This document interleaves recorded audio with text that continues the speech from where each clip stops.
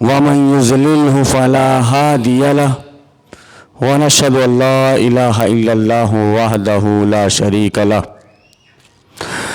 ونشهد أن محمدا عبده ورسوله أرسله بالحق بشيرا ونذيرا أما بعد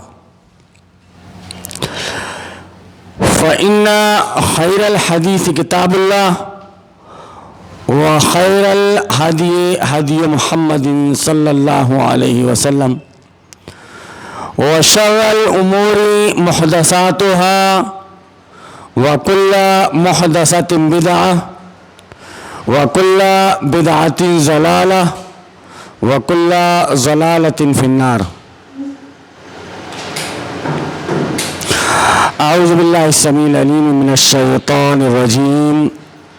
بسم الله الرحمن الرحيم. إن الدين عند الله الإسلام. معزز سامعین، آج 21واں روزہ ہے.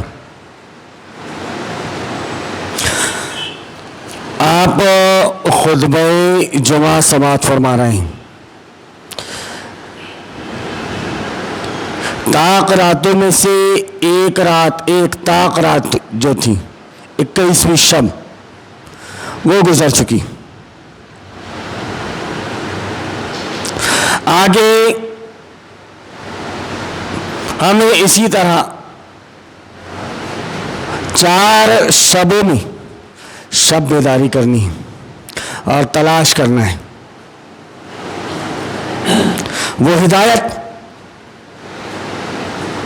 تلاش کرنا ہے، وہ بات تلاش کرنا ہے، وہ چیز جو آپ صلی اللہ علیہ وسلم کے اوپر نازل کی گئی اس بابرکت رات میں. اگر ہمیں وہ چیز مل گئی تو اس کا مطلب یہ ہوا کہ ہمیں بڑی نعمت مل گئی. وہ ہدایت، وہ چیز، وہ بات ہمارے دلوں میں اتر گئی تو یہ سمجھ لیجیے کہ ہماری نیا پار ہو گئی، جس کو کہتے ہیں کہ ہمارا جیون سفل ہو گیا.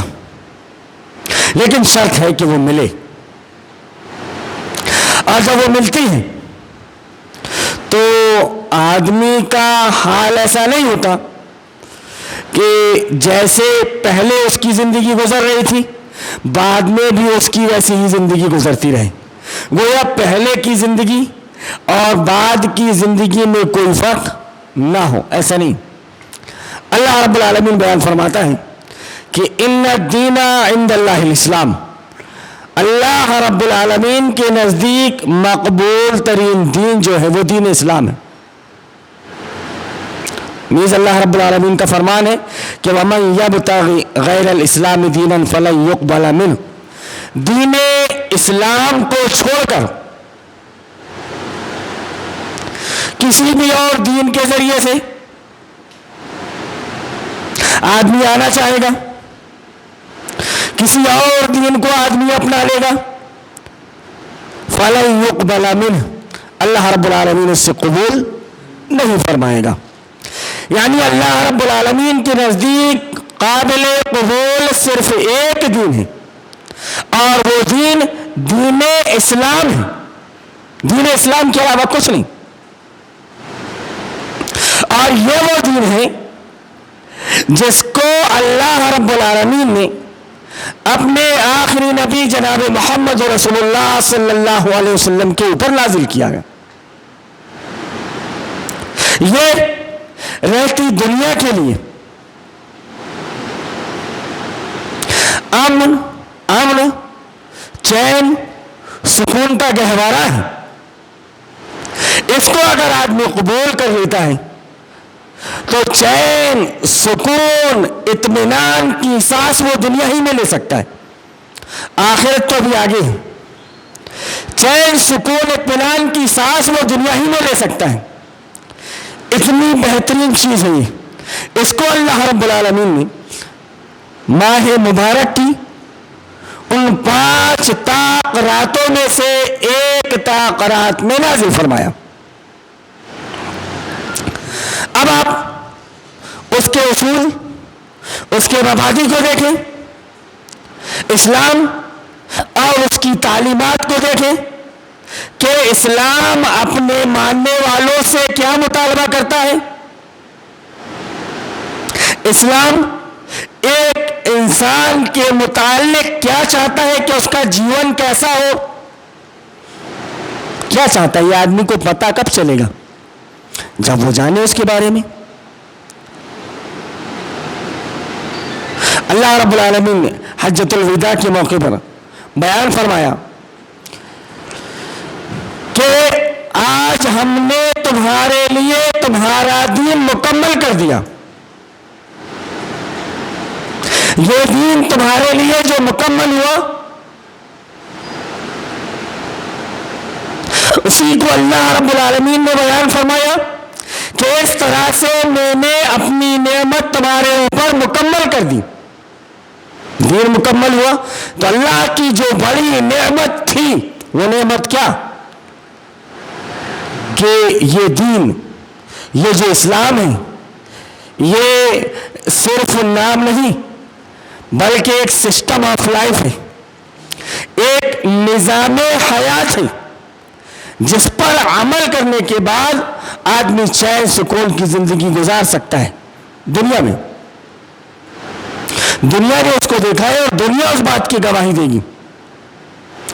اللہ رب العالمین، آخر سوال پیدا ہوتا ہے کہ اللہ رب العالمین نے یہ جو دین نازل فرمایا ہے، اس میں ایسی کیا خصوصیات ہیں جس کی وجہ سے یہ دین تمام ادیان پر غالب کرنے کا حکم دیا اور یہ تمام ادیان سے ممتاز ہے؟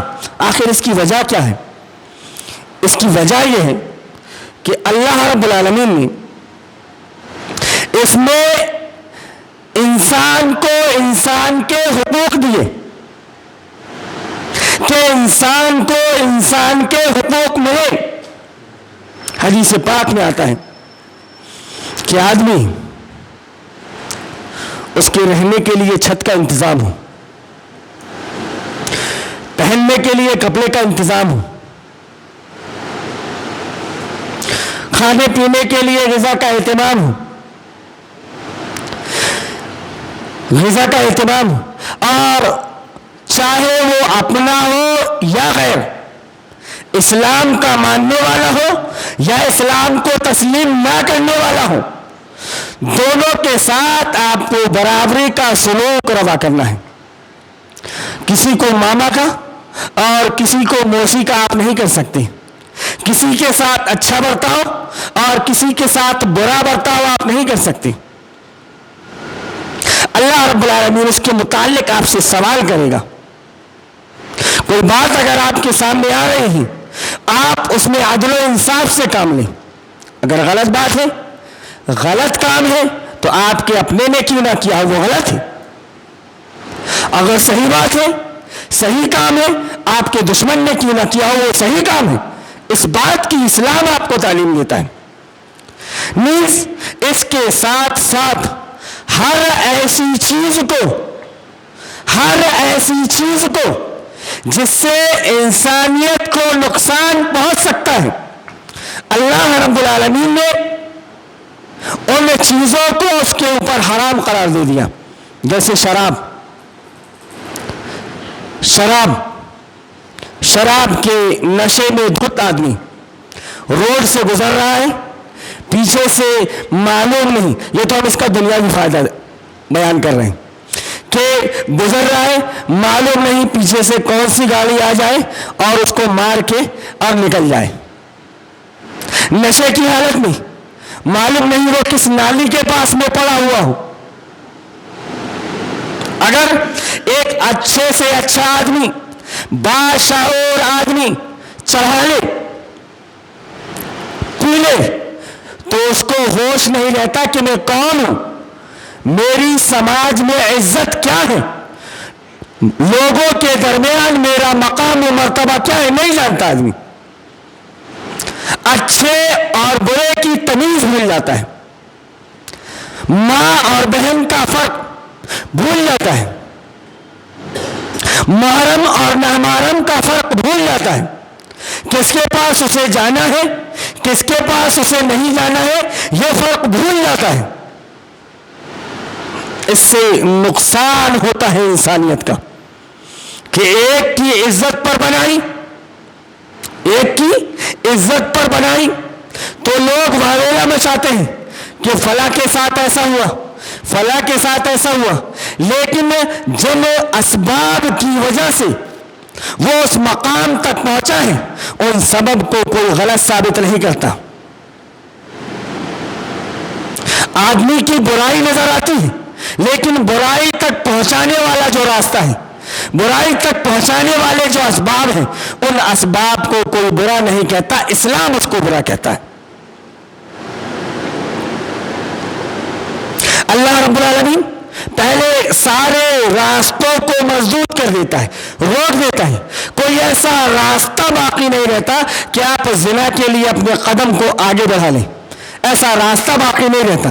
اس کے بعد بھی اگر کوئی زنا کرتا ہے تو چوراہے پر اس کو, اگر وہ غیر شادی شدہ ہے تو اس کو 100 کوڑے لگانے کا حکم دیتا ہے, اور اگر شادی شدہ ہے تو پتھروں سے مار مار کر اس کو سنسار کرنے کا حکم دیتا ہے. یہ تعلیم کون دیتا ہے؟ اسلام. کس کے خاطر؟ انسانیت کے خاطر. کہ ایک عزت دار کے ساتھ جو اس نے یہ غلط کام کیا اس کا نتیجہ یہ ہے, ایسا ہونا چاہیے تاکہ کوئی شر پسند آدمی دوسری مرتبہ کھڑا نہ ہو سکے. شراب کے بارے میں اللہ رب العالمین حکم نازل فرماتا ہے کہ یہ حرام ہے. اس کا بنانے والا, اس کا بنانے والا, بیچنے والا, اسٹور کرنے والا, ٹرانسپورٹنگ کرنے والا, پیالہ سرکا کر دینے والا, سب کے سب برابر ہے. سب کے اوپر اللہ رب العالمین کی لعنت ہوتی. اللہ رب العالمین کسی آدمی کو بخشتا نہیں.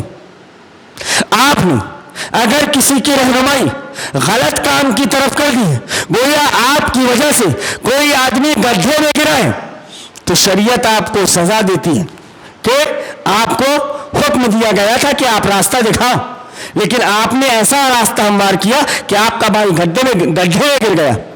جب آپ کا بھائی گڈھے میں گر گیا تو اس کا نتیجہ کچھ نہ کچھ آپ کو بھی بھگتنا ہے, بلکہ جو سزا اس کو ملے گی گڈھے میں گرنے کی وہی سزا آپ کو بھی ملے گی. کیوں؟ کہ اس مقام تک وہ پہنچا تو آپ کی وجہ سے. اس نے پوچھا تھا آپ سے کہ بھائی صاحب وہ فلانی جگہ کا راستہ کیا ہے, آپ نے اس کو صحیح رہنمائی نہیں کی, یا پھر آپ اس کو جاتے ہوئے اپنی آنکھوں سے دیکھ رہے تھے, تو کیا اپنی آنکھوں سے دیکھ دیکھ کر مزہ لے رہے تھے کہ یہ غلط راستے کی طرف جا رہا ہے؟ تمہارا کام یہ تھا کہ زبان سے ٹوک دیتے کہ دیکھو بھائی جس طرف تم جا رہے ہو وہ غلط راستہ ہے, آگے ایسا کنواں ہے, ایسی کھائی ہے کہ جو آپ کو سمجھ میں نہیں آئے گا اور آپ اس میں گر جاؤ گے اور نقصان ہو جائے گا آپ کا. کم سے کم 2 لفظ اپنی زبان سے بول تو سکتے تھے. کس لیے؟ یہ انسانیت کے لیے, انسانیت کے لیے. انسانیت کا جو تحفظ, انسانیت کا جو خیال اسلام نے رکھا ہے, دنیا کے کسی دوسرے مذہب نے اس کا خیال نہیں رکھا. یہی وجہ ہے کہ اسلام تمام کے تمام ادیان باطلہ پر, ادیان باطلہ سے ممتاز ہے. اور یہ وہ دین ہے جس کو اللہ رب العالمین نے اس دنیا میں بھیجا اپنے نبی کے ذریعے سے. اللہ رب العالمین نے انسانوں کو پیدا کیا, ان کے ذہن کے بارے میں وہ جانتا ہے کہ اس کی فکر کیسی ہوگی, اس کی سوچ کیسی ہوگی, وہ کس زاویے سے سوچے گا. اسی حساب سے اللہ رب العالمین نے اس کے لیے ایک گائیڈ بک بنائی, ایک گائیڈ بک بنائی, ایک وے آف لائف بنایا جس کا نام قرآن ہے. اس کو ایک سسٹم کی حیثیت سے اس کے سامنے رکھا کہ دیکھو یہ ہے ایک گائیڈ بک، یہ ایک سسٹم کی کتاب، تمہیں اپنی زندگی اس کے مطابق گزارنی ہے۔ اگر تم اپنی زندگی اس کتاب کے مطابق گزارو گے تو کامیاب و کامرا ہو جاؤ گے۔ اگر تم اپنی زندگی اس کتاب کے مطابق گزارو گے تو تم کو چین اور سکون مل جائے گا۔ آخر کیا وجہ تھی؟ اگر لوگوں کو یقین نہ ہو تو وہ دیکھ لیں کہ آخر کیا وجہ تھی کہ عرب کے وہ بدو جن کو رہنے کا سلیقہ نہیں تھا، زندگی گزارنے کا طریقہ ان کے پاس میں نہیں تھا، ان بدوؤں کو اللہ رب العالمین نے اس عظیم نعمت سے نوازا تو دنیا میں انہوں نے اپنا نام کمایا۔ وہ آدمی جس کو چلنے پھرنے کا، اٹھنے بیٹھنے کا سلیقہ نہیں تھا، وہ انسان جو کبھی عورت کی عزت و احترام نہیں کیا کرتا تھا، وہ آدمی جو اپنے سے چھوٹے آدمی کو ہمیشہ حقیر اور کمتر جانتا تھا، لیکن اس اسلام کے قبول کرنے کے بعد، اس دین کو قبول کرنے کے بعد، اس دین کی سمجھ آ جانے کے بعد میں اس نے اپنے آپ کو اس طرح سے سدھارا کہ حضرت بلال حبشی رضی اللہ تعالی عنہ کے متعلق آتا ہے کہ جیسے ہی انہوں نے اپنا ارادہ ظاہر کیا کہ میں نکاح کرنا چاہتا ہوں، کسی نے یہ نہیں دیکھا کہ یہ غلام زادہ تھے، کسی نے یہ نہیں دیکھا کہ یہ حبشی ہیں، کالے کلیتے ہیں، میں اپنی بچی ان کو کیا دوں؟ انہوں نے ان کے دین، ان کے ایمان کی طرف دیکھا، اور ہر صحابی کی یہ خواہش تھی کہ ان کا رشتہ میرے گھر میں آئے۔ یہ چیز اسلام نے، یہ اسپرٹ اسلام نے پیدا کی۔ اگر یہ اسپرٹ ہمارے اندر موجود ہے، اگر یہ چیز ہمارے اندر موجود ہے تو ہم اسلام کے صحیح معنوں میں ماننے والے اور اس کے مطابق زندگی گزارنے والے ہوں گے۔ ورنہ تو سب کچھ چل رہا ہے جیسا سماج میں چل رہا ہے، اگر ہمارے درمیان بھی ویسا ہی چلنے لگے، سماج میں جو رسم و رواج عام ہے وہ رسم و رواج ہمارے درمیان میں عام ہو جائے تو ہم میں اور غیروں میں فرق کیا ہوگا؟ ہم کیسے امتیاز کر کے بتائیں گے کہ یہ اسلام یہ ہے، اسلام یہ تعلیم دیتا ہے؟ جب تک ہم اپنے عمل سے ثابت نہیں کریں گے لوگوں کے سامنے اسلام کی وضاحت ہم نہیں کر سکتے۔ کیوں کہ آج دنیا جو اسلام کو دیکھ رہی ہے وہ ایک مسلمان کے روپ میں دنیا یہ سمجھتی ہے کہ آج کا مسلمان ایسا ہے تو اسلام ایسا ہی ہوگا، جبکہ دنیا یہ نہیں جانتی کہ اسلام نے جن جن چیزوں کے کرنے سے منع کیا ہے آج کا مسلمان انہی چیزوں کو کر رہا ہے۔ اسلام کی مخالفت میں، اپنے دین کی مخالفت میں اتنا آگے بڑھ گیا کہ اس کا اب پیچھے پلٹنا دشوار نظر آتا ہے۔ اس کو خدا رسول کی بات جو دل لگتی بات ہے اس میں اس کو دلچسپی نظر نہیں آتی، اس کو دلچسپی نظر آتی ہے سماج میں، دلچسپی نظر آتی ہے اپنے اعزاء و اقارب میں، دلچسپی نظر آتی ہے اپنے اہل و عیال میں، اپنے مال دولت میں۔ جتنی محبت اس نے اپنے اعزاء و اقارب کو دیا، جتنی محبت اس نے اپنے مال دولت کو دیا، کاش اتنی محبت اگر اسلام کو دے دیتا تو ایک سچے مسلمان کی شکل میں لوگوں کے سامنے ہوتا اور ایک بہترین نمونہ لوگوں کے سامنے پیش ہو جاتا کہ اسلام ایسا ہوتا ہے۔ جبکہ حال یہ ہے کہ بے پردگی عام ہے۔ مسلمانوں کا حال دیکھ لو آپ، پردے کا کوئی خیال نہیں۔ یہاں تو پھر بھی کچھ غنیمت ہے، دوسرے شہروں میں آپ نکل جاؤ تو آپ دیکھو گے کہ اسکن ٹائٹ جینس اور ٹی شرٹ پہن کر کے نکل رہی ہیں۔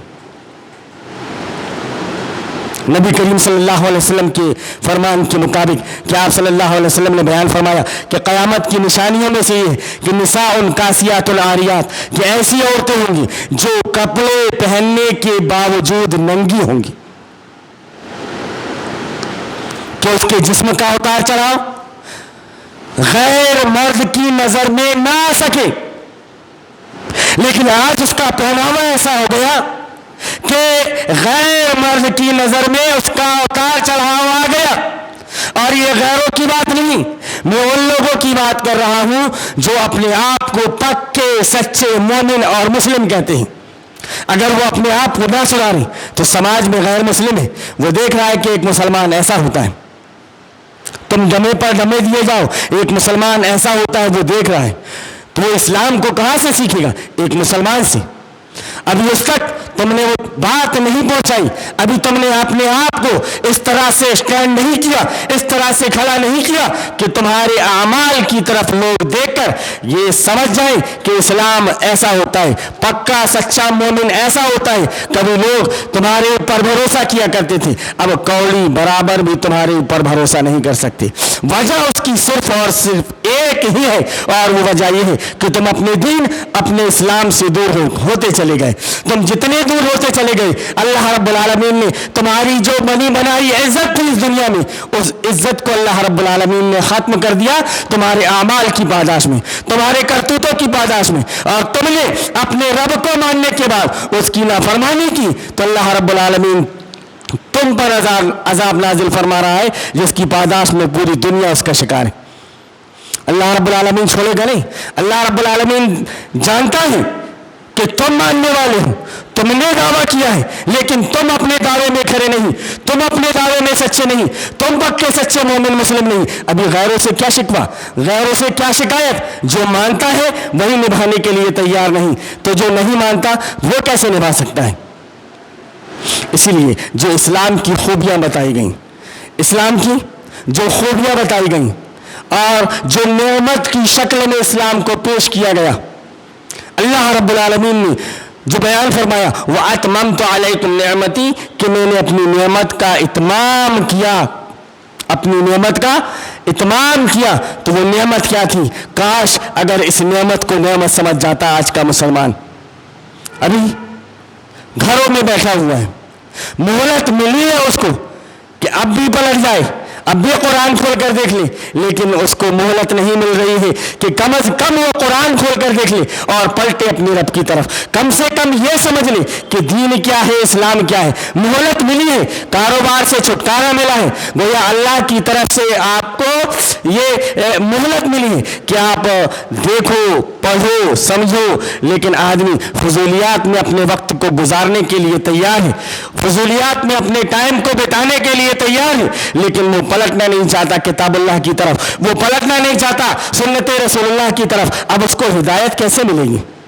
ڈاکٹر نے آپ کو گولی دے دی, ڈاکٹر نے آپ کو گولی دے دی کہ یہ جاؤ, آپ ایک نسخہ دے دیا کہ یہ جاؤ آپ یہ ٹیبلٹ کو صبح شام کھانے کے بعد میں لے لینا, اور جب تک یہ دوائی آپ لے رہے ہو تو فلانی چیز فلانی چیز فلانی چیز مت کھانا, فلانی چیزوں سے آپ رک جانا.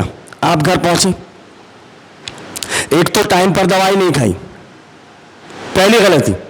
جن چیزوں سے روکا تھا پھر وہی کرنے لگے, یا دوائی کھائے بھی تو جن چیزوں کا پرہیز ڈاکٹر نے بتایا تھا ان کا پرہیز نہیں کیا تو آپ کو شفا ملے گی یا پھر آپ جیسے کہ تیسے بیمار رہیں گے.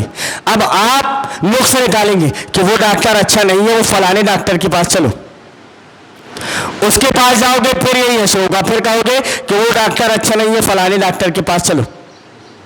اس طرح سے آپ ڈاکٹر پہ ڈاکٹر بدلتے جاؤ گے, آپ کی بیماری صحیح نہیں ہوگی جب تک کہ آپ پرہیز نہ کرو. قرآن بھی یہی چیز سکھاتا ہے.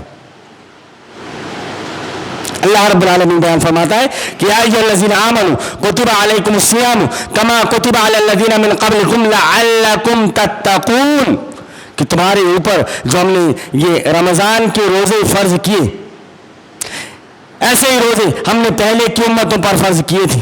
یہ صرف اس لیے تاکہ تم تقویٰ کی روش پر چل سکو, تقویٰ کی روش پر چل سکو. کیوں کہ آدمی کوشش کرتا ہے رمضان میں, ویسے جو اس کی زندگی گزر رہی ہوتی ہے اس زندگی میں وہ یہ خیال نہیں رکھتا اس بات کا کہ وہ بول رہا ہے تو جھوٹ بول رہا ہے, دھوکہ دے رہا ہے, جھوٹ بول رہا ہے, مکر و فریب کر رہا ہے, غیبت اور چغلخوری کر رہا ہے. ان چیزوں کا خیال عام دنوں میں نہیں رکھتا. لیکن اگر وہ روزہ رکھتا ہے تو وہ یہ جانتا ہے کہ میں صبح سے شام تک اپنا جو روزہ رکھ رہا ہوں, اگر میں نے یہ سب کچھ کیا تو صرف میرے ہاتھ میں بھوک اور پیاس آئے گی. نبی صلی اللہ علیہ وسلم کے فرمان کے مطابق کہ کتنے روزے دار ایسے ہیں کہ شام کو روزہ افطار تو کرتے ہیں لیکن ان کے حصے میں سوائے بھوک اور پیاس کے کچھ نہیں آتا.